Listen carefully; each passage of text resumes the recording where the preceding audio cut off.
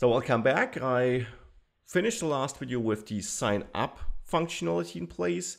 Next, it's time to allow the user to actually sign in and to log out then. So I want to do this, so I will just copy the code from my sign up view here and paste it into the sign in page because it's pretty similar. We still need email and password for all of that. I will change the route to user.signin, even though I haven't created this route yet. And what I also want to do here is to change this to sign in as well as this button here. So with that, my sign in page looks okay so far. And the next step is to go to the routes PHP file and create the appropriate routes. And I will just copy the sign up routes here since, well, I can easily adjust them to handle the sign in case. So load the sign up page here with the, oops, that was the wrong one. Load it here with the get sign in action, load the sign in page with the get sign in page, and here submit it. Of course, also adjust the route names. So that's fine. And then the user controller, I will create two new functions. I'll create the get sign in function here, which will basically just return me the sign in view. So user.signin is the view I want to return, of course, referring to this user signin.blade.php file here.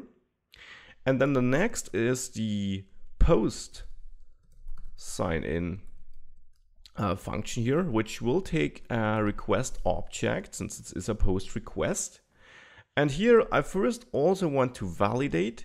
However, I'm of course not validating if this email address is unique because it will always, or it will oftentimes be if someone tries to sign in because he already created a user, right? But I'll validate the remaining data here.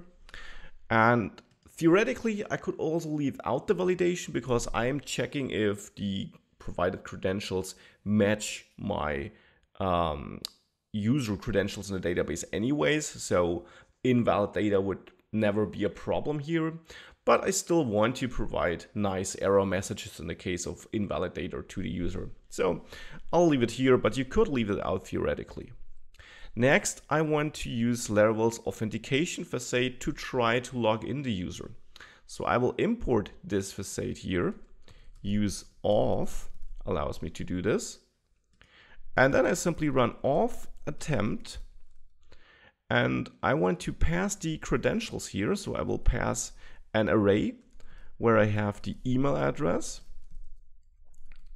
with the provided email address in the request and the password referring to the, of course, the password provided in the request. So this will try to log the user in, and it will be placed in an if block here to check if this is successful. If this is successful, I will return a redirection to the profile route, which I also still have to set up. And otherwise, I will return a redirect back. So in this case, validation or login, signing in, the user in would fail. And as shown in previous videos, of course, you could add error messages here and output them in the views, but here I want to focus on the core logic for now. So that's why I'm doing it this way. And with that, I'm trying to log the user in. We'll see if that is successful.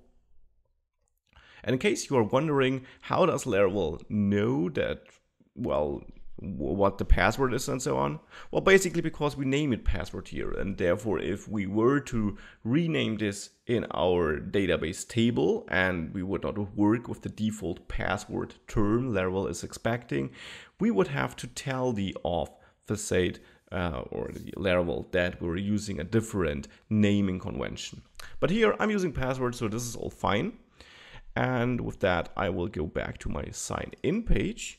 I already adjusted this route, so I will go to my header then, make sure that I hook this route here up, so this should lead to user sign in.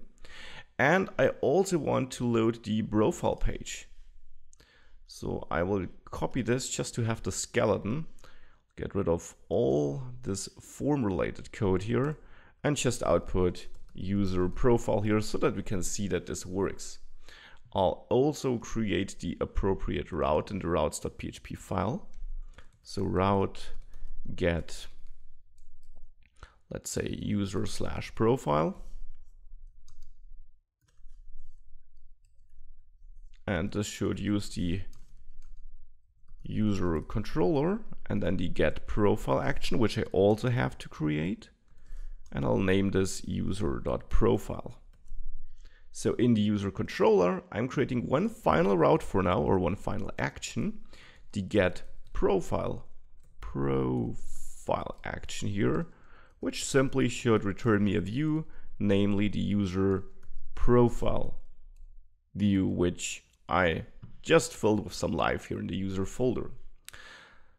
So with all that in place, I'm going to reload this page. I head over to the sign in page and I try to sign the user in. And since I get to the user profile, this looks pretty good. However, I'm currently not protecting this route. I could have accessed it without being logged in, and I don't have any log out functionality in place. So I'll take care about this in the next video. See you there. Bye.